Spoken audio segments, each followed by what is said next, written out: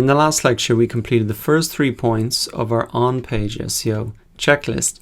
And in this lecture, we're really moving on to point 14 here and looking at how to skyrocket your click-through rate with meta descriptions.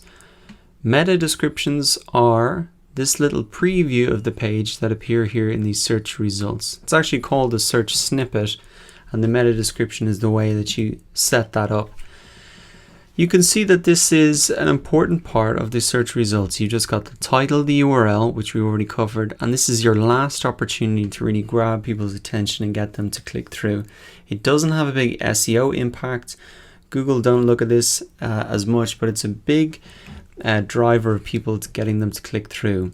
If you can grab their attention here, there's a great chance they're going to click through. It's a great opportunity for you to increase your click-through rate. Let us have a look at the best practices then. You really want to highlight the benefit of your post or product compared to competitors who already appear in these search results. What I would suggest you do is have a look for all of the meta descriptions, maybe for the first 3 pages of Google for your particular keyword. You want to read them all, get a sense of what's in there. Do they look exciting? Do they get you to want to click through? You can take the best parts from every single one of them and just create your own meta description as well. Or if you see that there's something that isn't as obvious, that should be more obvious, you can throw that in as well. What else do we have to think about? Once again, there is a length that we have to follow. It should be 160 characters or less, otherwise they'll appear truncated. And you can see here a lot of the ones are set. This is an example where it's a little bit too long. It's getting cut off there. So that could potentially be shortened up.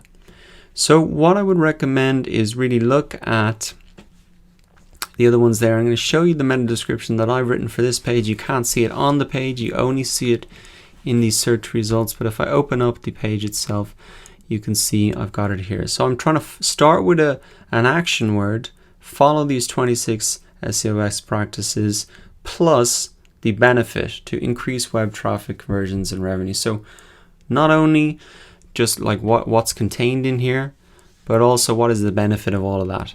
And now I've also tried to highlight the different parts of this checklist. It covers technical, keyword research, on page, and more, which when I looked through some other examples here wasn't as obvious. It was 14 points, but 14 points covering what?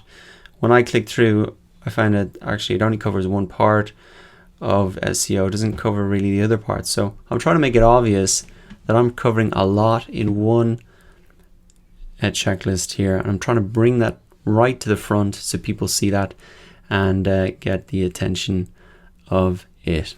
That wraps up optimizing our meta descriptions. Now we're on to the next step, step 15, to really optimize your images in your blog post for the Google image search results. This is going to really help you get more traffic from the search engine.